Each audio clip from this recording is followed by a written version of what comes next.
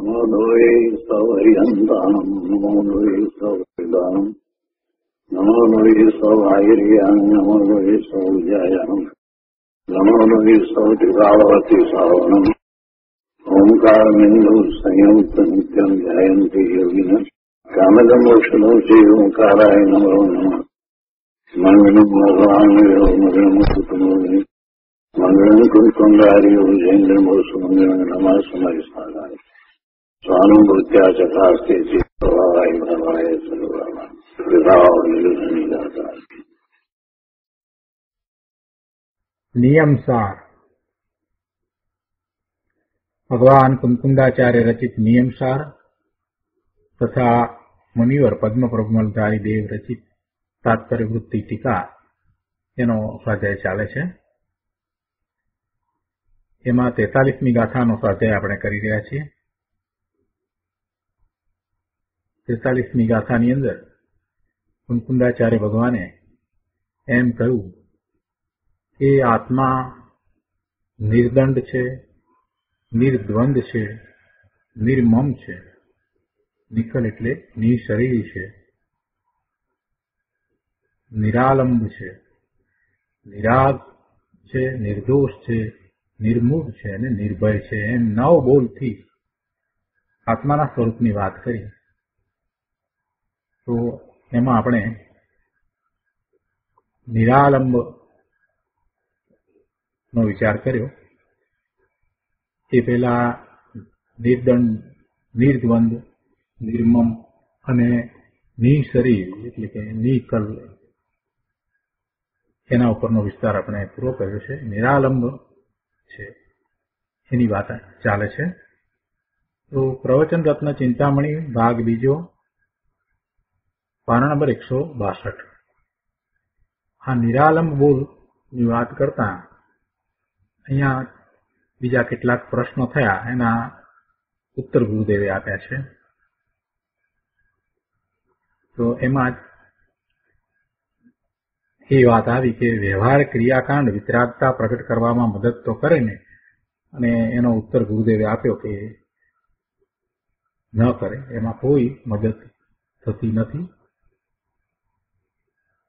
આત્મા જે વિતરાગ સ્વભાવી છે, પોતે જ આત્મા વિતરાગ સ્વભાવી છે, તો એને બીજા અન્યની મદદની અપેક્ષા નથી. અને એને કોણ વિતરાગતા આપે? એની વિતરાગતા બીજો કોઈ એને આપે એમ હોતું નથી. આ બધી વાત આવી. અને પછી એમ કહ્યું કે જે અપસાય રસરૂપ અપસાય સ્વભાવમય ભાવ છે, તે જ નિશ્ચયથી જીવ છે, તે ખરેખર આત્મા છે. અપસાય રસરૂપ અપસાય સ્વભાવમય કેવો આત્માનો નિશ્ચયથી સ્વભાવ છે, એ જ આત્મા છે, એ જ ખરેખર આત્મા છે. તો એ પછીથી અહીંયા 162માં પાના ઉપર કહે છે કે વિતરાગ પ્રતિમાના દર્શન કરવાનો હેતુ શું છે? આ બધી વાત કરી એટલે કોઈએ એમ ગુરુદેવ કહે છે કે શુભ ભાવ. વિતરાગ પ્રતિમાના દર્શન કરવાથી શુભ ભાવ થાય, પણ ધર્મ નહીં. તથા વિતરાગ પ્રતિમાના દર્શન કરવા એ પણ શુભ ભાવ છે, પરંતુ તે ધર્મ નથી.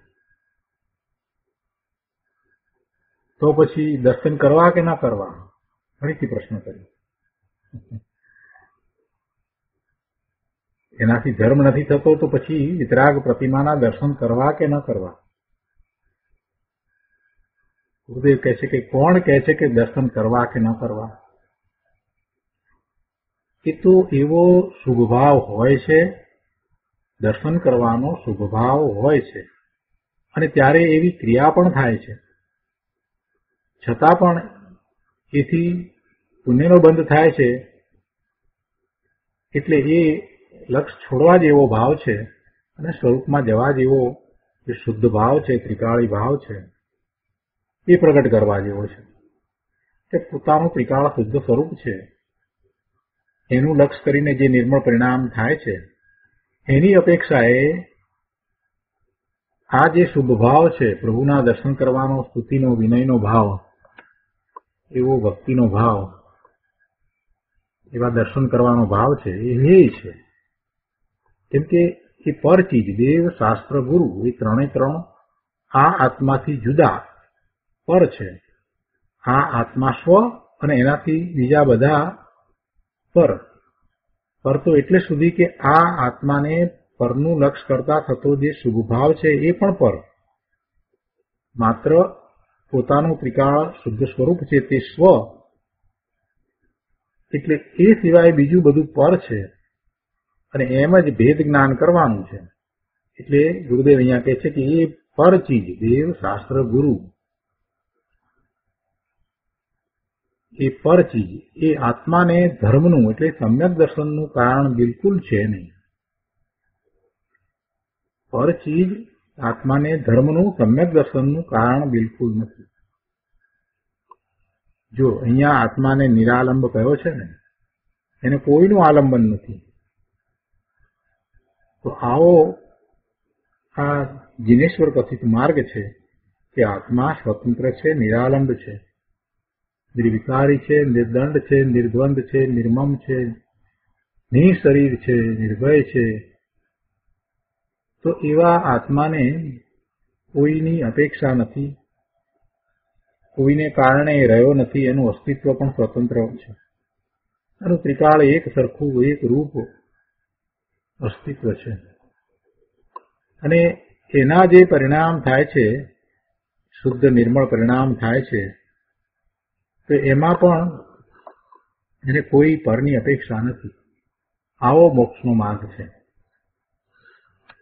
આવો મોક્ષનો માર્ગ છે એટલે એ તો પૂર્ણપણે નિરાલંબ છે, આલંબન વિનાનો છે. દેવશાસ્ત્ર ગુરુ એના આલંબનથી એને ધર્મ થાય એમ બિલકુલ નથી.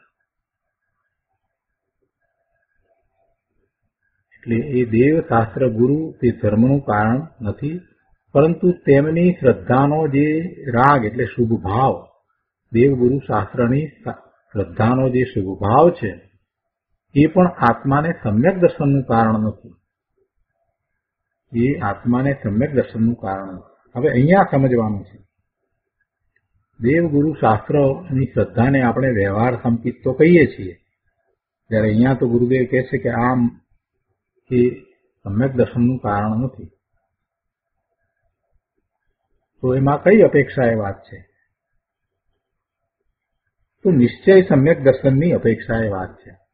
નિશ્ચય સમ્યક દર્શનની અપેક્ષાએ જો વિચાર કરીએ તો એકમાત્ર પોતાનું ત્રિકાળ ધ્રુવ સ્વરૂપ છે એ જ નિશ્ચય સમ્યક દર્શન પ્રગટ કરવાનું કારણ છે. એટલે કે ત્યાં એકાગ્રતા કરતા નિશ્ચય સંકિત થાય છે. અને જેને એવું નિશ્ચય સંકિત છે એને દેવ શાસ્ત્ર ગુરુની યથાર્થ શ્રદ્ધા હોય છે. જેને એવું નિશ્ચય સમ્યક્ત્વ પ્રગટ થયું છે એને સાચા દેવ, સાચા ગુરુ અને સાચા શાસ્ત્રની શ્રદ્ધા હોય જ છે એમ દર્શાવવા માટે વ્યવહારથી એને સંકિત કહ્યું છે, વ્યવહાર સંકિત કહ્યું છે. નિશ્ચય સંકિત છે તો વ્યવહાર સંકિત છે. નિશ્ચય સંકિત નથી તો એ ભાવ વ્યવહાર સંકિત કહેવાતા નથી, માત્ર શુભ ભાવ કહેવાય છે, બંધનું કારણ કહેવાય છે. એટલે દેવશાસ્ત્ર ગુરુ ના નિમિત્ત એને હોય છે અને એના નિમિત્તે એ સમ્યક દર્શન પ્રગટ કરે છે. એ બધી વાત જે કરી છે એ પણ વ્યવહારના એના કથન છે. જીવ પોતાના સ્વરૂપના આશ્રયે જ, ત્રિકાળી ધ્રુવ દ્રવ્યના આશ્રયે જ નિશ્ચય સમ્યક્ત્વ પ્રગટ કરે છે. અને જેને નિશ્ચય સમ્યક્ત્વ પ્રગટ થયું છે એની શ્રદ્ધા દેવ પ્રત્યે, ગુરુ પ્રત્યે, શાસ્ત્ર પ્રત્યે યથાર્થ હોય છે. અને એવી યથાર્થ શ્રદ્ધાને વ્યવહારથી વ્યવહાર સંકિત કહેવામાં આવે છે. ગુરુદેવ અહીંયા કહે છે કે અરે દેવ શાસ્ત્ર ગુરુ તો ધર્મનું કારણ નહીં, પરંતુ તેમની શ્રદ્ધાનો રાગ એટલે શુભભાવ પણ આત્માને સમ્યક દર્શનનું કારણ નથી. શુભભાવ સમ્યક દર્શનનું કારણ નથી. આટલે સુધી આ વાત કરી એટલે કોઈએ પોતા એમ કહ્યું કે બીજો કોઈ આવું કહી શકે નહીં. એટલે કે ગુરુદેવ આપ જ આ વાત કરી શકો, બીજો કોઈ તો આ વાત કરી શકે નહીં. ગુરુદેવ કહે છે કે પણ શાસ્ત્રમાં આ વાત છે કે નહીં? એટલે ગુરુદેવ જે વાત કહે છે એ શાસ્ત્રના આધારે વાત કરે છે, શાસ્ત્રની વાત કરે છે. જેવું શાસ્ત્ર છે એ પ્રમાણે વાત હોય છે. જે અપેક્ષાથી જ્યાં જે વાત કરવામાં આવી હોય તે અપેક્ષાને તે રીતે સમજવી જોઈએ. ચરણાનુયોગના શાસ્ત્ર હોય અને ત્યાં જે વાત કરવામાં આવી હોય તો ત્યાં એ અપેક્ષા હોય છે. દ્રવ્યાનુયોગના શાસ્ત્ર હોય અને ત્યાં જે વાત કરવામાં આવી હોય ત્યાં તેની તે અપેક્ષા હોય. એટલે શાસ્ત્રમાં જે વાત હોય એને એના કથનોને જેમ છે તેમ સમજવા જોઈએ. કયા નયનું કથન છે એને બરાબર જેમ છે તેમ સમજીને એના અર્થ કરવા જોઈએ. એટલે ગુરુદેવ કહે છે કે શાસ્ત્રમાં પણ એ વાત આવે છે ને, શાસ્ત્રમાં આમ લખ્યું છે કે નહીં. અને જ્યાં શાસ્ત્રમાં જ આમ લખ્યું છે ત્યાં તેનો અર્થ કરનાર પણ બીજું શું કહે? એટલે ગુરુદેવને એમ કહ્યું ને કે આ આપ જ કહી શકો, બીજો કોઈ કહી ના શકે. તો કહે છે કે ના, શાસ્ત્રનો અર્થ કરનાર એ એમ જ કહે. અનંત જ્ઞાની પુરુષોએ આ વાત કરી છે. અનંત તીર્થંકરો, અનંત સંત મુનિઓ અને અનંત સંપિતિઓ આ વાત કહેતા આવે છે કે સિદ્ધ અને પંચ પરમેષ્ઠીને આશ્રય પણ તને સંકિત નહીં થાય. સિદ્ધ અને પંચ પરમેષ્ઠીને આશ્રય પણ તને સંકિત નહીં થાય. કેમ કે તેઓ તારા માટે પરદ્રવ્ય છે અને પરદ્રવ્યને આશ્રય તો વિકલ્પ જ થાય. હા, તેઓ નિમિત્ત રૂપે હોય છે. જ્યારે સમ્યક્તો થાય ત્યારે નિમિત્ત રૂપે એ હોય છે. દેવ ગુરુ શાસ્ત્રના નિમિત્ત હોય છે ને, એટલે એ નિમિત્ત રૂપે હોય છે એ જુદી વાત છે. પરંતુ તેમનાથી ધર્મ થાય એમ બિલકુલ કિંચિત પણ નથી. કિંચિત પણ નથી. બહુ સ્પષ્ટ અહીંયા તો વાત કરી છે. પણ જેને સમજવું છે એને માટે તો બધું બરાબર છે. સમજવું જ નથી અને માત્ર દલીલો કરવી છે એની વાત જુદી છે. એમાં દેવગુરુ શાસ્ત્રના અવિનયની વાત નથી કરી. કેમ કે પ્રભુની વાણીમાંથી જે વાત આવી છે એ શાસ્ત્રમાંથી એ વાત જ ગુરુએ આત્મસાત કરી છે. અને પ્રભુની વાણીમાં આમ આવ્યું છે એટલે એ વાત પણ નિશ્ચિત છે કે પ્રભુએ એ જ પ્રમાણે પોતે પૂર્ણ દશાને પ્રગટ કરી હોય. પ્રભુએ એ જ રીતે પોતાની એવી પૂર્ણ દશાને પ્રગટ કરી છે. પ્રભુનો પુરુષાર્થ એવો જ રહ્યો છે. તો પછી પ્રભુના ઉપદેશમાં એમ જ વાત આવે. પ્રભુ કઈ પોતાને માટે જુદું ને બીજાને માટે જુદું એમ તો કહે નહીં. અને પ્રભુને તો હવે કાંઈ બોલવાનું પણ છે નહીં. એ તો એમની ઈચ્છા વિના જ સ્વયં ઓમકાર ધ્વનિ એમના આખા શરીરમાંથી નીકળે છે.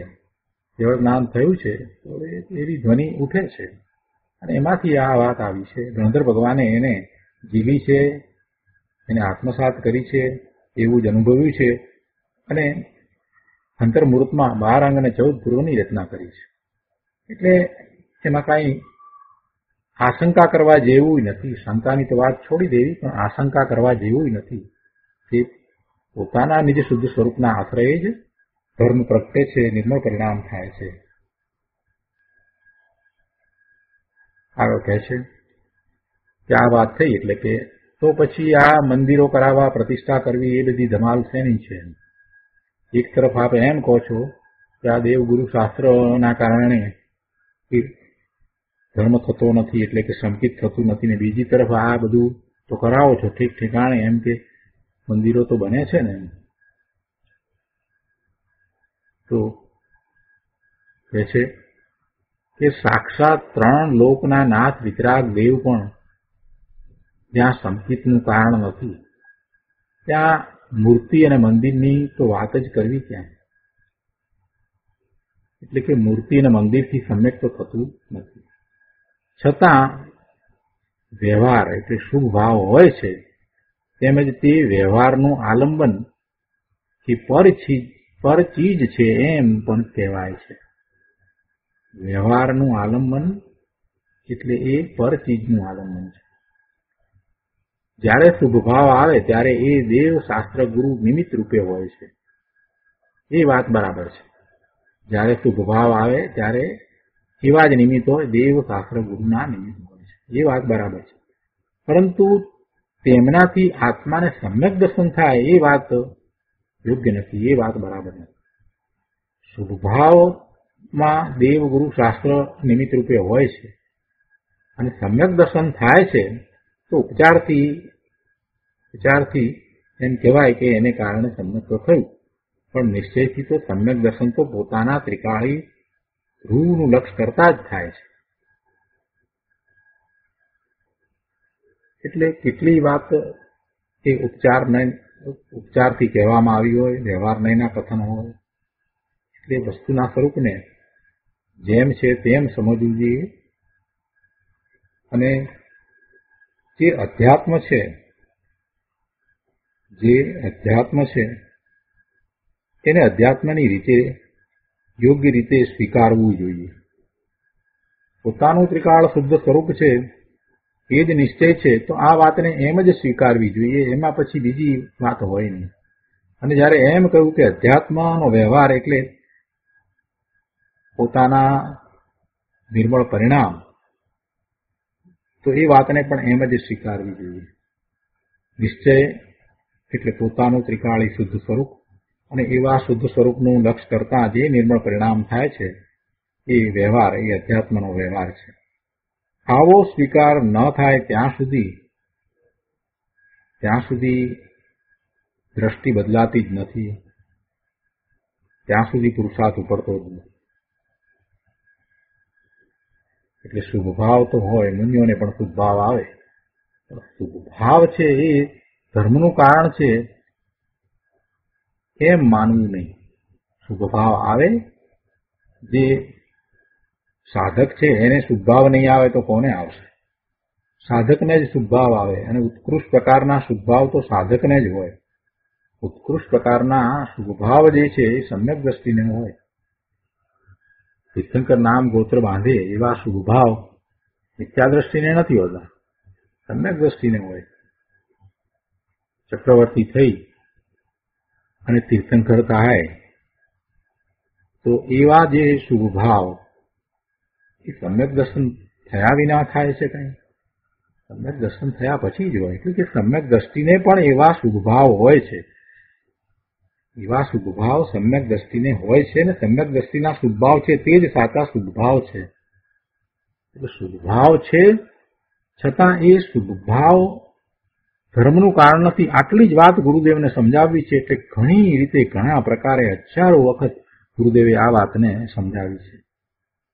છતાંય જીવને એમ છે કે આ શુભ ભાવને કારણે પોતાને અનુકૂળતાઓ મળે છે ને, જો એ શુભ ભાવનું લક્ષ નહીં કરે ને તો એ અનુકૂળતાઓ ખોઈ બેસશે, ભવિષ્યમાં એને અનુકૂળતાઓ પ્રાપ્ત નહીં થાય એવી અંદરમાં એને ઊંધી માન્યતા પડી છે ને, એટલે એ શુભ ભાવનું વલણ કરી રહ્યો છે.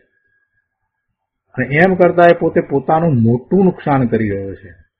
કેમ કે એને એ ખ્યાલ નથી કે શુદ્ધ ભાવનો પુરુષાર્થ છે એ પણ ઉત્કૃષ્ટ પ્રકારનો શુભ ભાવ જ છે.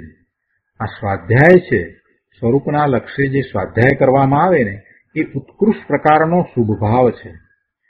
જેવો ભાવ પ્રભુની ભક્તિનો શુભ ભાવ છે એ જ રીતે આ સ્વરૂપના લક્ષ્ય જે સ્વાધ્યાય કરવામાં આવે એ પણ એવો જ ઉત્કૃષ્ટ શુભ ભાવ છે.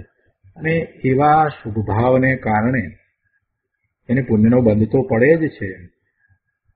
એને અંતરમાં એવો ભાવ છે કે હું ક્યારે સ્વાધ્યાય કરું, હું ક્યારે મારા સ્વરૂપને સમજું, હું ક્યારે મારા સ્વરૂપનો અનુભવ કરું, એવું જ અંદરમાં ચાલી રહ્યું હોય. આખો વખત એ જ વાત હોય, એનું જ રટણ રહ્યા કરતું હોય ને એનો જ પ્રયત્ન કરે. વારે વારે કંઈક સ્વાધ્યાય સાંભળે, કંઈક શાસ્ત્રનો અભ્યાસ કરે, કંઈક સત્સંગ કરે. આવું બધું એ પોતાના સ્વરૂપના અનુભવ માટે, પોતાના સ્વરૂપની પ્રાપ્તિ માટે કર્યા કરતો જ હોય તો એ એવા ઉત્કૃષ્ટ પ્રકારના શુભભાવમાં છે. અને એ શુભભાવના ફળ તરીકે એની ઉત્તમ ગતિ જ થાય. અને એવી ઉત્તમ ગતિ થાય કે જ્યાં એને એવા નિમિત્ત પણ પ્રાપ્ત થાય. જેમ કે એનો જન્મ મહાવીર ક્ષેત્રને વિશે થાય, ત્યાં બધા જ એવા નિમિત્તો હોય. સાક્ષાત તીર્થંકર ભગવાન બિરાજતા હોય, કેટલાય કેવળી ભગવાન હોય, શ્રુત કેવળી હોય, પ્રભુનું સમોસરણ હોય, આ બધું એને સહજ પ્રાપ્ત થઈ જાય. એટલે પ્રભુ આ શુભભાવની ચિંતા છોડી અને શુદ્ધ ભાવનો પ્રયત્ન કરવો, એનું જ રટણ, એ સિવાય મારે હવે જીવનમાં કાંઈ કરવું નથી, એવી જેને તાલાવેલી લાગી છે એને કાંઈ બીજી ચિંતા કરવાની જરૂર જ નથી. શુભની ચિંતા કરવાની જરૂર જ નથી. એ બધો શુભભાવ જ છે. અહીંયા તો એ વાત ચાલે છે કે આ જે શુભભાવ છે એને કારણે યાત્રાના વગેરે ભાવ પણ આવે છે, યાત્રા કરવા જાય છે, આ બધું પણ એ કઈ માર્ગ નથી. એ શુભભાવ છે ને એવો શુભભાવ મુનિઓને પણ હોય છે, એટલે મુનિ પણ એવી યાત્રા વગેરે કરતા હોય છે. પણ એથી કરીને એ ધર્મ છે એમ નહીં. ધર્મ તો એને કહીએ કે જે દ્વારા એને નિર્મળ પરિણામ થાય. અને નિર્મળ પરિણામ જ્યારે થાય છે તો બહારમાં એની દશામાં આ બધું પણ હોય છે સાથે. બસ એટલું અહીંયા જણાવ્યું છે. જ્ઞાનીને અથવા તો શ્રાવકને બહારમાં કેવી દશા હોય એના વર્ણન છે આ બધા. બધું શુભભાવ અથવા તો એમની એવી દશા, એમનો એવો નિત્યક્રમ, આ બધું જે દર્શાવ્યું છે એ એટલું જ દર્શાવ્યું છે કે એમને આવું હોય છે. કોઈ એનું અનુકરણ કરી લે, સમ્યક દર્શન હોય નહીં તો શું એની દશા એવી થઈ જાય? એમ તો થતું નથી. એટલે સમ્યક દર્શન પ્રગટ કર્યા વિના ધર્મની શરૂઆત નથી. હવે આગળ એના પછીનો બોલ, નિર્દોષ. નિર્દોષ એટલે શું? ગુરુદેવ સમજાવે છે અહીંયા કે ભગવાન આત્મા કે જે શુદ્ધ ચૈતન્ય ઘન અને શુદ્ધ ભાવરૂપ ધ્રુવ છે, નિશ્ચયથી સમસ્ત પાપ મળ કલંક રૂપી કાદવને ધોઈ નાખવામાં સમર્થ સહજ પરમ વિતરાગ સુખ સમુદ્રમાં મગ્ન પ્રગટ સહજ અવસ્થા સ્વરૂપ સહજ જ્ઞાન શરીર, તેના વડે પવિત્ર હોવાને લીધે આત્મા નિર્દોષ છે. આ વાત મુનિવરે કરી છે. તો એ દરેક વાતને ગુરુદેવ અહીંયા સમજાવે છે કે નિશ્ચયથી સમસ્ત પાપ મળ કલંક. જો પાપ અહીંયા કહ્યું એટલે એમાં બંને આવી ગયા, પુણ્ય અને પાપ બંને આવી જાય. એ બંને ભાવ એમાં આવી જાય. પાપ મળ કલંક રૂપી કાદવને ધોઈ નાખવામાં સમર્થ સહજ પરમ વિતરાગ સુખ સમુદ્રમાં મગ્ન. આ વસ્તુની વાત છે. અશાંત ત્રિકાળી આત્મા સુખ સમુદ્રમાં મગ્ન છે એમ કહે છે. એટલે કે અહીંયા આ પર્યાયની વાત નથી, પણ ત્રિકાળી દ્રવ્યની વાત છે. એ સુખ સમુદ્રમાં મગ્ન છે એમ કહ્યું એટલે એ એમ નથી કે પર્યાય છે, એ અવસ્થા છે એમ નહીં. એ સુખ સમુદ્રમાં મગ્ન છે એવી અવસ્થા એમ નહીં. એ તો વર્ણનમાં એમ કહ્યું છે, પોતે સુખ રૂપ જ છે, પોતે સુખ સ્વરૂપ જ છે. સુખની એને દશામાં પ્રાપ્તિ થાય એની અહીંયા વાત નથી, એ વાત જુદી. અહીંયા તો પોતે સુખ સ્વરૂપ જ છે. એટલે ત્રિકાળી દ્રવ્યની વાત લીધી છે. ત્રિકાળી દ્રવ્ય તો સુખ સ્વરૂપ જ છે, જ્ઞાન સ્વરૂપ છે, આનંદ સ્વરૂપ જ છે. નિર્મળ પરિણામ થાય ત્યારે એને સુખ થાય, આનંદ થાય, એ વાત અહીંયા નથી કરવી. અહીંયા તો એ ત્રિકાળી વસ્તુ છે એ સુખરૂપ જ છે. એટલે એમ એ સુખ સમુદ્રમાં મગ્ન છે. કે પહેલા સુખમાં ન હતો અને પછી સુખમાં આવ્યો એમ સુખ સમુદ્રમાં મગ્ન છે એમ નથી. કેમ કે આ તો ત્રિકાળ એવું સ્વરૂપ જ છે એની વાત છે, પર્યાયની વાત નથી, ત્રિકાળી દ્રવ્યની વાત. આત્મતત્વ તો સ્વાભાવિક પરમ વિતરાગ સુખ સમુદ્રમાં ડૂબેલું છે. પ્રગટ સહજ અવસ્થા સ્વરૂપ. આ ત્રિકાળી દ્રવ્યની વાત છે. અહીંયા શબ્દમાં અવસ્થા મૂક્યું છે, પણ એ તો શબ્દ પ્રયોગ એ રીતે કરવામાં આવ્યો છે. એટલે પ્રગટ સહજ અવસ્થા સ્વરૂપો એમ કહ્યું છે ત્યારે એ ધ્રુવ છે, સ્વાભાવિક છે, અને અવસ્થા કહેતા અહીંયા અવવત્તા સ્થા એટલે નિશ્ચય સ્થાન એમ ગુરુદેવે એનો અર્થ કર્યો છે કે એ સહજ એનું નિશ્ચય સ્થાન છે. એ અવસ્થા એટલે બદલાતી દશા પર્યાય એની વાત નથી. સહજ અવસ્થા સ્વરૂપ એમ જે કહ્યું છે એ તો નિશ્ચયથી એવું સ્થાન છે. કોનું? આત્માનું એવું સ્થાન છે.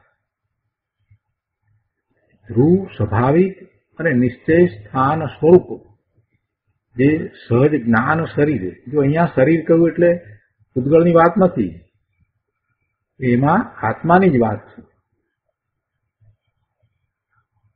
આવું જે સહજ જ્ઞાન સ્વરૂપ છે અર્થાંત ત્રિકાળ જ્ઞાન મૂર્તિ અને અરૂપી ઘન એવું જે સહજ જ્ઞાન સ્વરૂપ છે તો તેના વડે પવિત્ર હોવાને લીધે આત્મા નિર્દોષ છે. આવી પવિત્રતાને કારણે આત્મા નિર્દોષ છે. આત્મામાં કોઈ દોષ નથી. આત્મામાં ક્યાંથી દોષ હોય?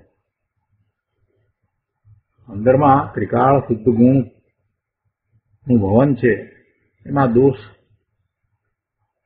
ઘૂસી શકે એમ જ નથી. દોષને કોઈ સ્થાન નથી, દોષ ઉત્પન્ન થાય નહીં, અને પર્યાયમાં જે દોષ હોય એ પણ એમાં પહોંચે નહીં. પર્યાયમાં એક સમયની પર્યાયમાં એને ઘણા દોષ હોય, પણ એ દોષ કાંઈ ત્રિકાળી ધ્રુવમાં પહોંચતા નથી. આ જ મોટી વાત છે. અને આવું છે માટે તો એ પોતાના ત્રિકાળી શુદ્ધ સ્વરૂપને પર્યાયમાં પ્રગટ કરી શકે છે. એટલે કે એવો જ એને અનુભવ થાય છે. જો એવું ન હોત અને જો પર્યાયના દોષ ત્રિકાળી ધ્રુવમાં જો પહોંચી જતા હોત તો ત્રિકાળી ધ્રુવ વસ્તુ એક રૂપ શુદ્ધ હોત જ નહીં. ત્રિકાળી ધ્રુવ વસ્તુ એ એક રૂપ શુદ્ધ અનાદિની એવી ને એવી રહી કઈ રીતે? એ કઈ રીતે એવી ને એવી રહી? કેમ કે એમાં જે પર્યાયની મલિનતા, પર્યાયમાં જે દોષ થયા, પર્યાયમાં એને જે ભાવ કર્યા, ખરાબમાં ખરાબ ભાવ, કનિષ્ઠમાં કનિષ્ઠ ભાવ કર્યા, એ કોઈ ભાવ ત્રિકાળી શુદ્ધ દ્રવ્યમાં પહોંચ્યા જ નથી. આ બહુ મોટી વાત છે. જેમ સોનાનો ગઠ્ઠો હોય કે સોનાની લગડી હોય અને કાદવમાં પડે તો એમાંનો જે કાદવ જે છે એ બહાર રહ્યો છે એ કંઈ સોનામાં પહોંચતો નથી. કાદવમાં પડે આપણને, પછી સોની પાસે લઈ જઈએ તો આપણને એમ થાય છે કે આ હવે સોનું બગડી ગયું એટલે એમાંથી હાર નહીં થાય કે બંગડી નહીં થાય કે વીંટી નહીં થાય એવો વિચાર આવે છે? નથી આવતો. કેમ? કાદવમાં પડી ગયું ને ગંદુ કાળું થઈ ગયું ને એની પર કાદવ ચોટેલો છે તોય? હા, તોય આપણને તો બરાબર પૂરેપૂરો વિશ્વાસ છે કે આ તો સોનું તો સોનું જ છે, સોનામાં કાંઈ બગાડ થયો જ નથી. એવી રીતે આત્માનું સ્વરૂપ છે. આ જીવે અનંત કાળમાં અનંત પર્યાયો કરી, એમાં એની જે ગતિ થઈ એ 84 લાખ યોની કહીએ આપણે, એ વાત અગાઉ આવી ગઈ છે. અને એવા કુળ તો એ ક્યાં નથી ગયો? અનંતકાળથી છે તો ક્યાં નથી ગયો? કોઈ જગ્યા એવી નથી કે ત્યાં એ ઉત્પન્ન ન થયો હોય. હવે એ જ્યાં ઉત્પન્ન થયો અને એની જે પર્યાય છે, તિર્યંતની પર્યાય છે, એકેન્દ્રિયની છે, બે ઇન્દ્રિયની છે, જે કંઈ પર્યાય છે, તો એ પર્યાયમાં એ રહ્યો છે. તો એ વખતે એ મિથ્યાત્વ સહિત શરીર સાથે એકત્વ માનીને જ રહ્યો હોય ને, અને એ પર્યાયમાં રહ્યો છે તો ત્યાં એને એ પોતાની જેવી પર્યાય છે એને અનુરૂપ જ ભાવ થયા હોય ને. વીંછી થયો હશે, સાપ થયો હશે, નોળિયો થયો હશે, કાચિંડો થયો હશે, તો કેવા ભાવ થયા હશે? એ પર્યાયમાં જેવો હતો તો એ પર્યાયમાં એવા ભાવ થયા હશે. એ ચોર થયો, ડાકુ થયો, ગુંડો થયો, લૂંટારૂ થયો, તો કેવા ભાવ કર્યા હશે? એવા જ ભાવ એને કર્યા હશે. પણ એમાંના એક પણ ભાવ ત્રિકાળી દ્રવ્યમાં પહોંચ્યા નથી. જેમ પેલું સોનું છે તો સોનાની લગડી કાદવમાં પડી, ગટરમાં પડી ગઈ ને આપણે લઈ લીધી, ઉચકી લીધી, છતાંય આપણને એમાં એમ નથી થતું કે હવે મારું સોનું બગડી ગયું. એવી રીતે મારો આ આત્મા ત્રિકાળ શુદ્ધ જ છે. એમાં કાંઈ બગાડ થયો જ નથી, એવો ને એવો જ છે. તો એવા શુદ્ધ સ્વરૂપનું લક્ષ્ય કરાવવા માટે આ બધા વર્ણનો કરવામાં આવે છે કે ભાઈ આત્મા તો આવો જ છે, એવો ને એવો જ રહ્યો છે. એ ધ્રુવ વસ્તુ એ બદલાતી નથી કહીને સમજાવવું આ છે કે ભાઈ જે કંઈ બદલાયું એ તો બહાર પર્યાયમાં બદલાયું. સોનાની લગડી લઈને નીકળ્યા હતા અને પડી ગઈ હાથમાંથી, કાદવમાં પડીને પછી આગળ ચાલતા આપણે પોતે લપસીને પડી ગયા, બીજું કંઈક મળ કે એનામાં પડી ગઈ, ગમે તેમાં પડી ગઈ હોય, તે બધું હતું તે છતાંય એ સોનામાં કાંઈ ફેર પડ્યો નહીં. ગમે તેટલો એ ગંદવાળો થયો હોય તે છતાંય આપણી સોનાની લગડી તો સલામત જ છે. એવી રીતે આ ભગવાન આત્મા અનેક જગ્યાએ અનેક પ્રકારે મલિન ભાવો કરીને આવ્યો, તે છતાંય પોતે તો એવો ને એવો ત્રિકાળ સોના જેવો શુદ્ધ જ છે. અને એ વાત આચાર્ય ભગવાન આપણને સમજાવી રહ્યા છે. ભાઈ તારો આવો ત્રિકાળ શુદ્ધ ભાવ જે છે એ ભાવ એ ધ્રુવ ભાવ છે. અને જે બહારમાં જે બધી અવસ્થાઓ બદલાઈ એ તો બધી બદલાઈ, કે તે વખતે એવું હતું, એ મલિનતા હતી તો એ બહારમાં હતી. વર્તમાનમાં પણ તું અત્યારે એ મલિનતામાં રહ્યો હોવા છતાંય શુદ્ધ જ છો. જે પેલી લગડી કાદવવાળી છે તે છતાંય સોનું શુદ્ધ જ છે. એવી રીતે તારી આ દશા છે. આત્મા ત્રણેય કાળે એવો શુદ્ધ જ છે, નિર્દોષ વસ્તુ છે. અહીંયા એ વાત સમજાવે છે કે આત્મા ત્રણેય કાળે નિર્દોષ વસ્તુ છે. કેમ કે દોષ આદિ તો પર્યાયની અંદરમાં છે. જોકે પર્યાયમાં દોષ છે, પર્યાય દોષવાળી છે, એ વાત જે કરવામાં આવે છે તો એ પર્યાય દ્રષ્ટિએ વાત બરાબર છે, પણ દ્રવ્ય અપેક્ષાએ તો એ સત્ય નથી. એ બધું પર્યાય દ્રષ્ટિએ, એટલે પર્યાય દોષવાળી છે, એ વ્યવહાર છે ને, એ વ્યવહારથી સત્ય છે, વ્યવહારે સત્ય છે. પરંતુ ત્રિકાળી આત્માની અપેક્ષાએ એ સત્ય છે, જૂઠું છે, અંદર દોષ આત્માને નથી. તેથી ભગવાન આત્મા ત્રિકાળ નિર્દોષ છે.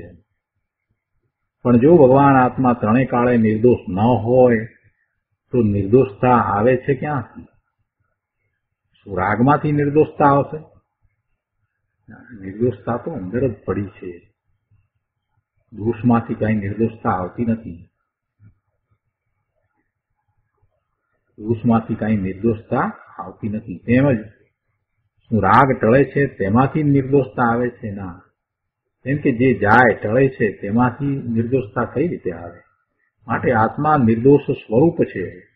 એ તો એનું સ્વરૂપ જ છે, શુદ્ધ સ્વરૂપ, દોષ વિનાનું સ્વરૂપ, નિર્દોષ, દોષ વિનાનું એનું સ્વરૂપ જ છે.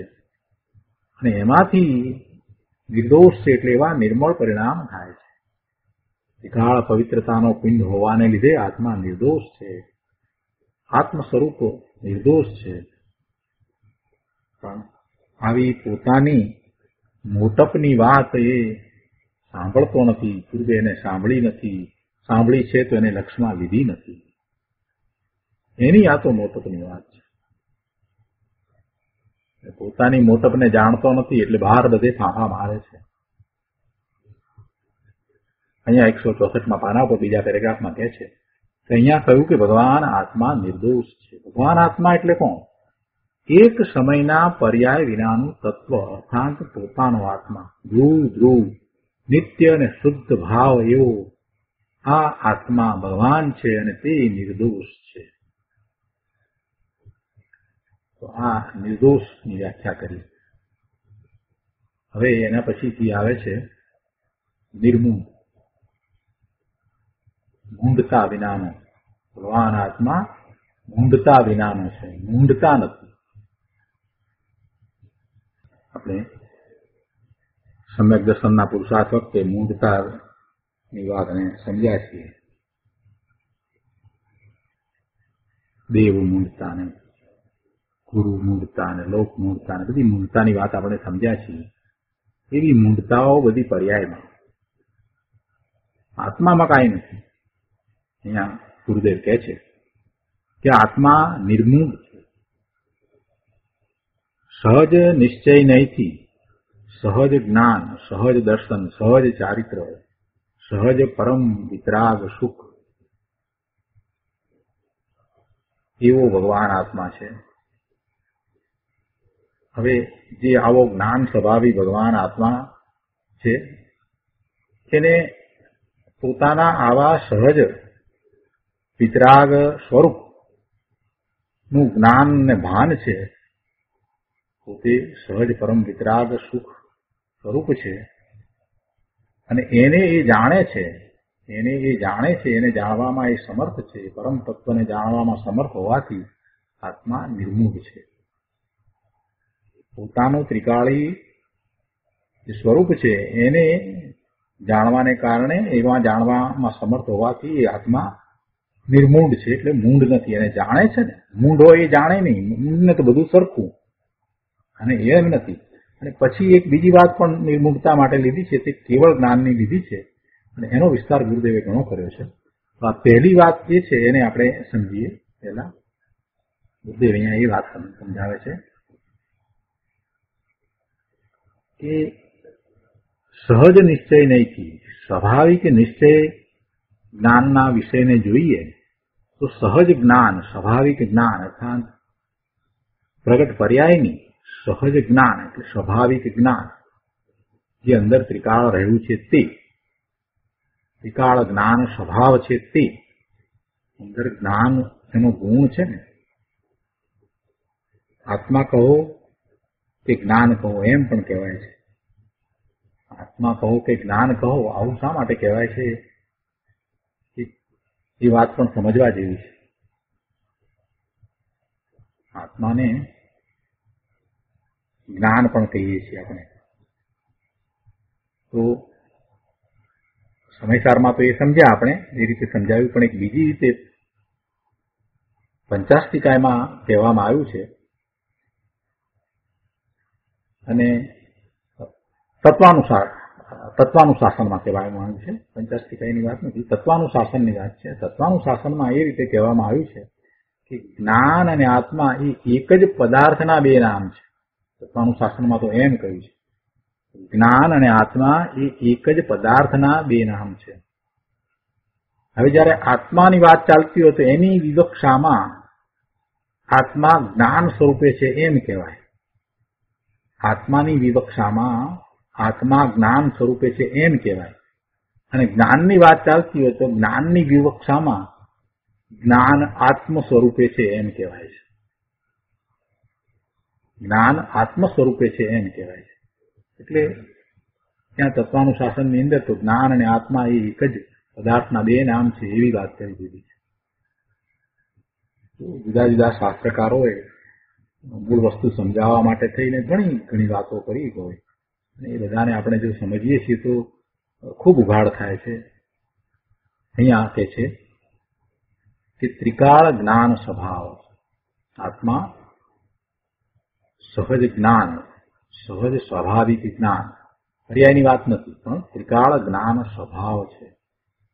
એ જ જ્ઞાન છે, એ જ આત્મા છે. અને અનુભવની વાત જયારે કરવામાં આવી છે ને ત્યારે પણ એ રીતે જ વાત લીધી છે. તત્વનું શાસન છે એ બહુ અદભુત ગ્રંથ છે અને એમાં જે ધ્યાનની વાત કરી છે તો એમાં એ ધ્યાનમાં શું અનુભવમાં આવે છે એના વર્ણનની અંદર એમ જ કહ્યું છે કે પોતે પોતાને જ્ઞાન સ્વરૂપે જ અનુભવે છે. પોતે પોતાને જ્ઞાન સ્વરૂપે જ અનુભવે છે. આવી જ્ઞાનની વાત કરી છે. એટલે ભગવાન આત્મા જ્ઞાન સ્વરૂપ છે, સહજ જ્ઞાન, સ્વાભાવિક જ્ઞાન, ત્રિકાળ જ્ઞાન સ્વભાવ એવો છે. જેમ જ્ઞાન છે એ જ રીતે દર્શન પણ છે. એટલે તે છે કે સહજ દર્શન, ત્રિકાળ દર્શન સ્વભાવ છે. અને એવી જ રીતે સહજ ચારિત્ર છે. આ 12મા શરીરમાં એના લક્ષ્ય જે કાંઈ ક્રિયા વગેરે કરે એ ચારિત્રની વાત નથી પ્રભુ, એ ચારિત્રની વાત નથી. અરે એ ચારિત્રની પણ વાત નથી કે જે સમ્યક દર્શન, સમ્યક જ્ઞાન, ચારિત્ર જે નિર્મળ પરિણામ છે એની પણ અહીંયા વાત નથી. સ્વરૂપનું લક્ષ્ય કરતા જે પરિણામ થાય છે નિશ્ચય ચારિત્ર, એટલે કે સમ્યક દર્શન, સમ્યક જ્ઞાન ભાવે પોતે પરિણમે છે એને ચારિત્ર કહ્યું, નિશ્ચય ચારિત્ર. તો એની પણ વાત નથી, એ તો પર્યાય છે. અહીંયા તો સહજ ચારિત્ર, પોતે સહજ ચારિત્ર રૂપ છે. ચારિત્ર છે એટલે સુખ છે, ચારિત્ર છે એટલે આનંદ છે. સહજ વિતરાગ સ્વભાવ એટલે કે આત્માનો ત્રિકાળી ચારિત્ર સ્વભાવ કે જે આત્મામાં ત્રિકાળ પડ્યો જ છે. આત્મામાં કોઈ કસાય નથી, કસાય રહિત છે ને કસાય નથી એટલે આત્માને કોઈ કશે દુઃખ આપે એવું છે જ નહીં. એવું સહજ ચારિત્ર છે. ક્રોધ માન માયા લોભ આ બધું જે કહ્યું એ બધું આત્માની અંદર છે જ નહીં. સહજ ચારિત્ર, સહજ પરમ વિતરાગ સુખ, આત્મામાં જે સ્વાભાવિક પરમ વિતરાગ આનંદ છે તે એટલે કે અમૃત સાગર ભગવાન આત્મા તો વિતરાગ સુખની મૂર્તિ છે. અને બહારમાંથી આપણે જે સુખની વાત કરીએ, કલ્પના કરીએ, એ સુખ નહીં. એ તો કલ્પનાનું સુખ એટલે સુખાભાસ છે. એ તો બંધનું કારણ છે, તો ઝેર છે. અહીંયા તો આત્માનો સ્વભાવ, અનંત ગુણને કારણે જે સ્વભાવ છે ને એની વાત ચાલે છે. એમાં આ બધા ગુણ છે, એવા જ્ઞાન, દર્શન, ચારિત્ર, વીર્ય, સુખ, આનંદ, શાંતિ, નિર્મળતા, સ્વચ્છતા, આ બધા જે ગુણ છે, શક્તિ છે, તો એવો એનો સ્વભાવ છે. એવો એનો સ્વભાવ છે. અહીંયા આગળ છેલ્લા પેરેગ્રાફમાં કહે છે કે સહજ પરમ વિતરાગ સુખ, આત્મા વિતરાગ સુખનો દરિયો છે. કેમ કે આત્મા વસ્તુ છે ને, અને સુખ એ આત્માનો સ્વભાવ છે. સુખ એ આત્માનો ત્રિકાળ સ્વભાવ છે. એટલે એ કઈ ઉત્પન્ન થાય ને એનો નાશ થાય ને એવી ચીજ નથી. એ ઉત્પન્ન થયો જ નથી, એ તો ત્રિકાળ છે, અણુત્પન્ન છે, અને એનો નાશ પણ નથી, અવિનાશી છે. એવો આત્માનો એ સ્વભાવ છે. આનંદનો સ્વભાવ, જ્ઞાનનો સ્વભાવ, એ બધો જે સ્વભાવ છે તે અણુત્પન્ન છે. એ ઉત્પન્ન નથી થયો. એ ત્રિકાળી વસ્તુ છે, એ અવિનાશી ચીજ છે. એ રીતે આત્મા વિતરાગ આનંદમય છે. એ સહજ પરમ વિતરાગ સુખ વગેરે અનેક પરમ ધર્મોના આધારભૂત, અનેક પરમ ધર્મોના આધારભૂત એટલે અનેક પરમ સ્વભાવોના આધારભૂત નિજ પરમાત્મા તત્વને જાણવામાં સમર્થ હોવાથી આત્મા નિર્મૂઢ છે. એટલે શું કે પોતાનું ત્રિકાળી પરમ તત્વ છે, આવું જે તત્વ છે તેને જાણવામાં પોતે સમર્થ છે. એનું જ્ઞાન કરવા વાળો એ સમર્થ છે. આવી ચીજનું જ્ઞાન કરવા વાળો એ સમર્થ છે. એવા સામર્થ્યથી ભરેલો છે, માટે એ નિર્મૂઢ છે. જો આ પર્યાયની વાત નથી. ત્રિકાળી આત્મા એ નિર્મૂઢ છે. અને ત્રિકાળી આત્માને જાણવામાં એવો એ પોતે સમર્થ હોવાથી ત્રિકાળી આનંદ, ત્રિકાળી સુખ, ત્રિકાળી શાંતિ એ બધાને જાણવા વાળો હોવાથી એ આત્મા નિર્મૂઢ છે. ત્રિકાળી આત્મા નિર્મૂઢ જ છે. આ એક રીતે વાત કરી, નિર્મૂઢતા એક રીતે દર્શાવી. અને પછી મુનિવરે બીજી પણ વાત કરી છે. એમાં એમણે કેવળ જ્ઞાનની પર્યાય ને લઈને વાત કરી છે. તો એમાં પછી જે કહે છે તે આ પ્રમાણે વાત છે.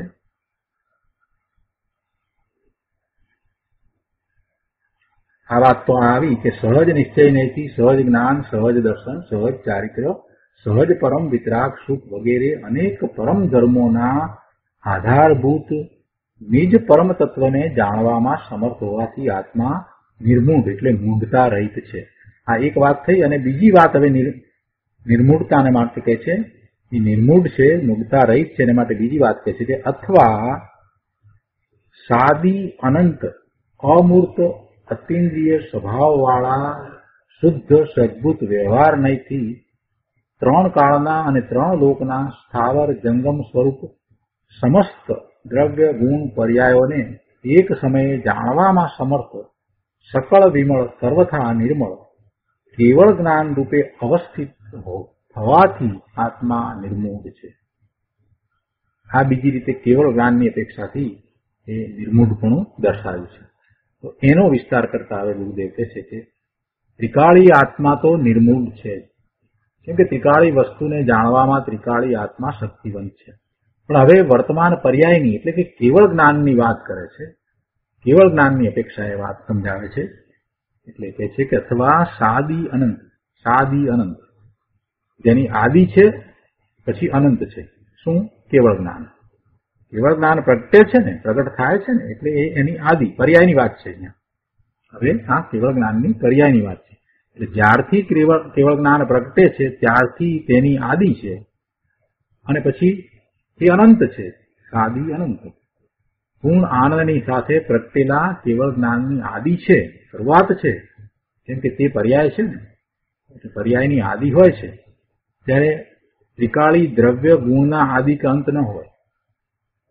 જો પર્યાયને આદિ હોય અને પર્યાય જે છે એ ઉત્પન્ન થઈ એટલે એની આદિ છે, જ્યારે ત્રિકાળી જે દ્રવ્ય છે, ત્રિકાળી ગુણ છે, એની આદિ પણ ન હોય ને અંત પણ ન હોય. આ કેવળ જ્ઞાન જે છે એ પર્યાય છે, એ સાદી અનંત કરવું એટલે પર્યાય અપેક્ષા એ એની ઉત્પત્તિ છે. પણ નાશની વાત જે કરી છે તો એ નાશ પણ છે, નથી એમ ને. એક સમયની પર્યાય છે એ કેવળ જ્ઞાનની, બીજા સમય એવી ને એવી પાછી કેવળ જ્ઞાનની પર્યાય થાય છે ને, એટલે એ અપેક્ષાથી એ અનંત કેવળ જ્ઞાનની જ પર્યાય છે, એટલે એને સાદી અનંત કહ્યું. એટલે કે કેવળ જ્ઞાન પર્યાય આદિ સહિત છે, તેની શરૂઆત થઈ છે, છતાં પણ તે અનંત છે. તેનો ક્યારેય હવે નાશ નથી. એટલે કે કેવળ જ્ઞાન રૂપ જે દશા છે એ દશાનો નાશ નથી. એક પછી એક એવી કેવળ જ્ઞાનની પર્યાય એને ઉત્પન્ન થયા જ કરે છે, એટલે એનો નાશ નથી. અમૂર્ત આત્માની પ્રગટ દશા. અમૂર્ત આત્મા તો અમૂર્ત છે ને, એને ક્યાં મૂર્તિકપણું છે? મૂર્તિકપણું તો પૂતગલને.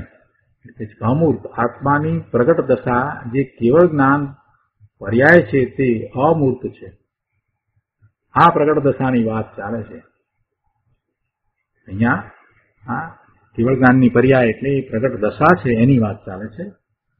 તો કે છે કે અતિન્દ્રિય સ્વભાવ વાળા કેવળ જ્ઞાન અતિન્દ્રિય સ્વભાવ વાળું છે, માટે એને અતિન્દ્રિય સ્વભાવ વાળા એમ વિશેષણ મૂક્યું છે. તો તેનો અતિન્દ્રિય સ્વભાવ છે. કેવળ જ્ઞાનને કોઈ ઇન્દ્રિયનું નિમિત્ત કે આલંબન નથી. અતિન્દ્રિય સ્વભાવ એટલે કેવળ જ્ઞાન. એ કેવળ જ્ઞાન થવામાં એને કોઈ ઇન્દ્રિયની મદદની જરૂર નથી, માટે તેનો અતિન્દ્રિય સ્વભાવ છે. કેવળ જ્ઞાનમાં જ્ઞાન જે છે એમ આપણે કહીએ છીએ સમજાવવા માટે કે એ આત્મપ્રદેશોથી સીધે સીધું થાય છે, વચમાં કોઈ ઇન્દ્રિયો આવતી નથી, સીધું જ થાય છે. આત્મપ્રદેશોથી સીધું જ જ્ઞાન થાય છે, એટલે એ તો એનો સ્વભાવ છે. કેવળ જ્ઞાનનો એવો જ સ્વભાવ છે કે એને વચ્ચે ઇન્દ્રિયોના આલંબનની જરૂર પડતી જ નથી, બીજા કોઈની પણ જરૂર નથી. કેવળ જ્ઞાન જે છે એવું કેવળ જ્ઞાન થાય છે તો એને સામે જેનું જ્ઞાન થાય છે તો એવા જેનું જ્ઞાન કરે છે એવા જ્ઞેયો એને સામે હોવા એમ પણ નથી. જ્ઞેયોમાં રહ્યા, એ જ્ઞેયોને કારણે કઈ એને એવું જ્ઞાન થાય છે એમ પણ નથી. એ તો સ્વયં એવું જ્ઞાન થાય છે, સ્વયં એવું દરેક પદાર્થની પર્યાયનું એને જ્ઞાન થાય છે. એ કેવળ જ્ઞાન. આ કેવળ જ્ઞાન અતિન્દ્રિય સ્વભાવી છે, પરંતુ કેવળ જ્ઞાનનો પર્યાય પણ આત્મા અતિન્દ્રિય સ્વભાવી છે. આત્મા તો અતિન્દ્રિય સ્વભાવી છે જ, એ તો દ્રવ્યની વાત થઈ, પણ આ કેવળ જ્ઞાનની પર્યાયનો પણ અતિન્દ્રિય સ્વભાવ છે. વળી કહે છે કે શુદ્ધ સદ્ભુત વ્યવહાર નયથી ત્રણ કાળના અને ત્રણ લોકના સ્થાવર જંગમ સ્વરૂપ સમસ્ત દ્રવ્ય ગુણ પર્યાયોને એક સમયે જાણવામાં સમર્થ સકળ વિમળ સર્વથા નિર્મળ કેવળ જ્ઞાન રૂપે અવસ્થિત થવાથી આત્મા નિર્મૂળ છે. હવે એમાં શુદ્ધ સદ્ભુત વ્યવહાર નયથી એમ કહ્યું ને, તો કેમ શુદ્ધ સદ્ભુત વ્યવહાર નયથી કહ્યું? કે જેઓ શુદ્ધ કેવળ જ્ઞાનની પર્યાય શુદ્ધ છે એટલે શુદ્ધ. સદ્ભુત એટલે એ આત્માનો પર્યાય છે ને, એટલે એને સદ્ભુત કહ્યું. એ આત્માનો પર્યાય છે ને, આત્માનો નિર્મળ પર્યાય થયો એટલે એ સદ્ભુત થયો. કેવળ જ્ઞાન આત્માનો પર્યાય છે, આત્માનો અંશ છે, તથા આત્મામાં છે માટે સદ્ભુત. અને વ્યવહાર કેવળ જ્ઞાનનો એ પર્યાય એક ભેદ છે, માટે વ્યવહાર છે એટલે શુદ્ધ સદભૂત વ્યવહાર નહીંથી ત્રણ કાળના અને ત્રણ લોકના સ્થાવર જંગમ સ્વરૂપ, સ્થાવર એટલે સ્થિર અને જંગમ એટલે ગતિ કરનારા સમસ્ત દ્રવ્ય ગુણ પર્યાયોને એક સમયે જાણવામાં સમર્થ, સકળ વિમળ સર્વથા નિર્મળ, સકળ વિમળ એટલે સર્વથા નિર્મળ, કેવળ જ્ઞાન રૂપે અવસ્થિત થવાથી પોતાની દશા એવા કેવળ જ્ઞાન રૂપે અવસ્થિત થવાથી, પોતાની દશા એવા કેવળ જ્ઞાન રૂપે થવાથી આત્મા નિર્મૂઢ છે, આત્મા નિર્મૂઢ છે. આ રીતે ત્રિકાળી દ્રવ્યની અપેક્ષાએ પણ આત્મા નિર્મૂઢ છે અને કેવળ જ્ઞાનના પર્યાયની અપેક્ષાએ પણ આત્મા નિર્મૂઢ છે. એટલે બે રીતે આત્માના નિર્મૂઢપણાની વાત કરી. હવે આ કેવળ જ્ઞાનની વાત નીકળી એટલે થોડીક વાત કેવળ જ્ઞાન વિશે વધારે અહીંયા લીધી છે. એ છે કે કેવળ જ્ઞાન ત્રણ કાળના અને ત્રણ લોકના સ્થાવર જંગમ સ્વરૂપ બધા દ્રવ્ય ગુણ પર્યાયોને એક સમયમાં જાણે છે. એક સમયે ક બોલતા તો અસંખ્ય સમય થાય, તો એક સમયમાં બધાને જાણે છે. તો તેના એક સમયમાં ત્રણ કાળ અને ત્રણ લોકને જાણે એવી આત્માના પર્યાયની તાકાત, આ કેવળ જ્ઞાનની તાકાત એટલે કેવળ જ્ઞાનની પર્યાયની એવી તાકાત છે. અને તેનાથી જો અનંત ગણું જાણવાનું હોત તો તેને પણ જાણી શકે, આ ત્રણ કાળ અને ત્રણ લોકથી પણ એવી કેવળ જ્ઞાનની તાકાત છે. આવા કેવળ જ્ઞાન સ્વરૂપ આત્મા છે. તો હવે આત્મા, આવો આત્મા જેની દ્રષ્ટિમાં બેસે અને આત્માની આવી લક્ષ્મીને જે નજરમાં લે, એટલે કે આત્મા કેવળ જ્ઞાન સ્વરૂપ છે, પોતે કેવળ જ્ઞાન સ્વરૂપ છે, એમ જયારે પોતાને દ્રષ્ટિમાં લે છે, એવો વિશ્વાસ કરે છે, એવી શ્રદ્ધા કરે છે, તો ગુરુદેવ કહે છે કે એ ન્યાલ થઈ જાય છે. ન્યાલ થઈ જાય છે એટલે એને એવા નિર્મળ પરિણામ પ્રગટ થાય છે. સમ્યક દર્શન, સમ્યક જ્ઞાન, સમ્યક ચારિત્રના પરિણામ પ્રગટ થાય છે. અહીંયા 166માં પાના પર બીજા પેરેગ્રાફમાં કહે છે કે ભગવાન આત્મા નિર્મૂઢ છે. તેના બે અર્થ કર્યા. એક તો પોતાના ત્રિકાળી સ્વરૂપને કે જે અનંત સહજ જ્ઞાન દર્શન આનંદ આદિ ધર્મોના આધારભૂત પરમ તત્વ છે, એને એ જાણવામાં સમર્થ છે, માટે ત્રિકાળી આત્મા નિર્મૂઢ છે. અને બીજું કે જે પ્રગટ અવસ્થા રૂપ એટલે કેવળ જ્ઞાનનો પર્યાય છે, તે ત્રણ કાળના અને ત્રણ લોકના બધા દ્રવ્ય ગુણ પર્યાયોને એક સમયે જાણવામાં સમર્થ છે અને તે રૂપે આત્મા થાય છે, માટે આત્મા નિર્મૂઢ છે. બીજી રીતે કહીએ તો આત્માને કાંઈ જાણવું બાકી નથી, માટે આત્મા નિર્મૂઢ છે. હવે અહીંયા એક વાત લીધી છે કે કેટલાક અજ્ઞાની કહે છે કે કેવળ જ્ઞાને આત્માને અનાદિ જાણ્યો, પણ તેની આદિ કેમ ન જાણ્યું? આત્મા અનાદિથી છે, બરાબર, તો પછી એની આદિ કેમ ન જાણી, ક્યારથી છે એમ કેમ ન જાણે? તેમજ કેવળ જ્ઞાને એટલે ભગવાને, કેવળ જ્ઞાન તો કોને છે? ભગવાનને છે ને, જીનેશ્વર ભગવાનને કેવળ જ્ઞાન છે ને. તો ભગવાને મારો છેલ્લો પર્યાય કયો છે તે જાણ્યો છે? મારો છેલ્લો પર્યાય કયો? એમ બધા પર્યાયને જાણે છે ને પ્રભુ, કેવળ જ્ઞાન દ્વારા બધા જ પર્યાયને જાણે છે. તો ભગવાને મારો છેલ્લો પર્યાય કયો છે એ જાણ્યો છે? આવો એક પ્રશ્ન કર્યો. આ જ્ઞાનીનો પ્રશ્ન છે, એનો તર્ક છે. ગુરુદેવ કહે છે કે ભાઈ, જો તારો છેલ્લો પર્યાય છે, એટલે કે ભાઈ તારો એ છેલ્લો પર્યાય કોઈ પણ હોય, તો પછી એનો અર્થ કે છેલ્લો પર્યાય, એના પછી પર્યાય ન હોય. તો શું પર્યાય વિનાનું દ્રવ્ય હોય? પર્યાય વિનાનું તો દ્રવ્ય હોય નહીં. તો એનો અર્થ એ થયો કે તારો નાશ. અજ્ઞાનીની આ તો વાત છે. જ્ઞાનીને તત્વનું ભાન નથી, ખબર નથી, એટલે આવા તર્ક કરે છે. તો પણ ફરી પાછો એક બીજો પ્રશ્ન અહીંયા લીધો છે કે એક સમયમાં બધું જાણ્યું એટલે પર્યાયનો અંત તો આવી ગયો ને. એટલે એક સમયમાં જાણ્યું એટલે એક સમયની એ કેવળ જ્ઞાનની પર્યાયમાં બધું જાણ્યું એટલે એ એક જાણવા વાળી એક સમયની પર્યાય એ તો હવે ગઈ. એમ બધું જાણ્યું માટે છેલ્લો પર્યાય પણ જાણ્યો કે નહીં? બધાએ પર્યાયો જાણવામાં આવી ગયા. એને જાણી લીધું ને એમ, એ પર્યાયનો તંત્ર આવ્યો તો જાણવા વાળી પર્યાયમાં પછી બધા જ પર્યાય જણાયા તો પછી છેલ્લી પર્યાય પણ જણાઈ હશે ને એમ. બધું જાણ્યું માટે છેલ્લો પર્યાય પણ જાણ્યો કે નહીં? બધાએ પર્યાયો જાણવામાં આવી ગયા એટલે પહેલો પર્યાય પણ જાણવામાં આવી ગયો ને, અને છેલ્લો પર્યાય પણ જાણવામાં આવી ગયો ને. જો તર્ક, હા, અજ્ઞાનીનો તર્ક, પહેલો ને છેલ્લો પર્યાય પછી ભગવાનના જ્ઞાનમાં આવ્યો હોવો જોઈએ ને, કેવળ જ્ઞાનની પર્યાયની અંદર. ગુરુદેવ કહે છે કે ભાઈ છેલ્લો પર્યાય કેવો ને પહેલો પર્યાય કેવો? છેલ્લો પર્યાય કેવો અને પહેલો પર્યાય કેવો? એ તો જે છે તે છે, એમ ને એમ છે ને છે, બસ. તેની આદિ કે અંત નથી. જૈન દર્શનનો કોઈ પણ ભાવ પકડવો સૂક્ષ્મ છે. અહીં પણ એ કહ્યું ને, અહીં એ વાત ના આવી. જો આમાં શું આવ્યું કે સમસ્ત દ્રવ્ય ગુણ પર્યાયોને એક સમયે જાણવામાં સમર્થ, એટલે કે ભૂત, વર્તમાન અને ભવિષ્ય બધા પર્યાયોને એક સમયમાં કેવળ જ્ઞાન જાણે છે. તો જ્ઞાનમાં બધા પર્યાયો આવી ગયા ને? શું જ્ઞાનમાં બધા પર્યાયો નથી આવ્યા? આવ્યા. બધા પર્યાયો જ્ઞાનમાં આવ્યા છે. બધા પર્યાયો જ્ઞાનમાં આવ્યા છે. તે પર્યાયો કેવી રીતે જણાયા છે? કે પર્યાયો અનાદિકાળથી થતા આવે છે અને અનંત અનંત અનંત કાળ સુધી થતા રહેશે, એવી રીતે જ્ઞાનમાં આવ્યા છે. હજી તો જ્ઞાનનો પર્યાય આવડો મોટો છે, તેની પણ જેને ખબર ના મળે તેને આત્માની શ્રદ્ધા અને આત્માનું જ્ઞાન તો ક્યાંથી થાય?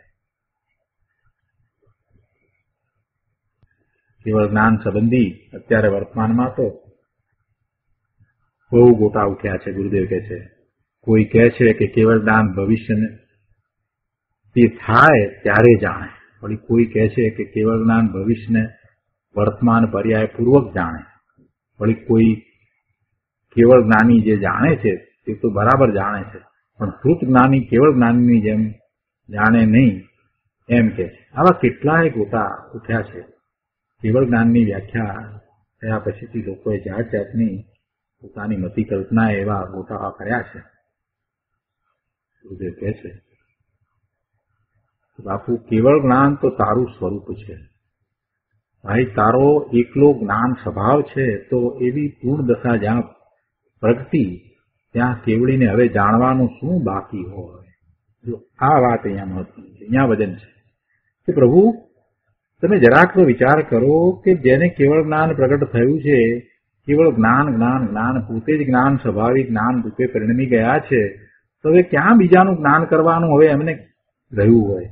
બધું જ જણાઈ ગયું છે, કૃત્ય કૃત્ય થયા છે, હવે જાણવાનું શું બાકી?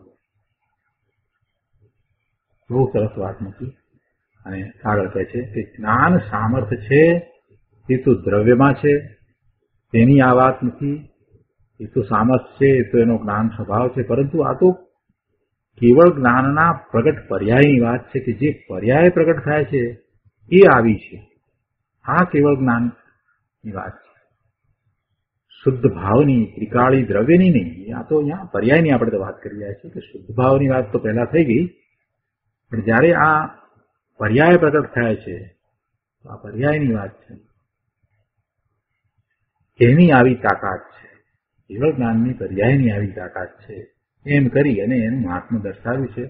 તો પોતે જ્ઞાન સ્વાભાવિક, ત્રિકાળ જ્ઞાન સ્વાભાવિક, કેવળ જ્ઞાન સ્વાભાવિક, સર્વજ્ઞ સ્વાભાવિક પોતે ભગવાન આત્મા છે. અને હવે એને શું જાણવું બાકી રહ્યું છે? શુદ્ધ સદબુદ્ધ વ્યવહાર એની વાત તો સમજાવી દીધી. પર્યાયની વાત છે એટલે એની વાત છે.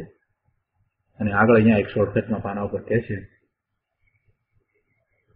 બીજા પેરેગ્રાફમાં, કે કેવળ જ્ઞાન કે જેના જ્ઞાન રૂપી લોચન ખીલી ગયા છે, જેની આંખો ખીલી ગઈ છે, તે કહે છે કે એક સમયમાં બધું જાણે છે. તો જ્યાં આત્માનો પર્યાય પણ આવડો શક્તિશાળી છે, ત્યાં તેના દ્રવ્ય અને ગુણની તો શું વાત કરવી? આવા આત્માને આત્મા તરીકે જાણે અને માને એવી શ્રદ્ધા કરે ત્યારે તેણે આત્મા જાણ્યો અને માન્યો કહેવાય, નહીંતર તેણે આત્મા જ જાણ્યો કે માન્યો નથી. તો આજનો સ્વાધ્યાય અહીંયા સુધી રાખીએ છીએ. હવે છેલ્લો બોલ નિર્ભય નો છે તે આવતા સ્વાધ્યાયમાં લઈશું. હવે સુખધામ બોલીએ.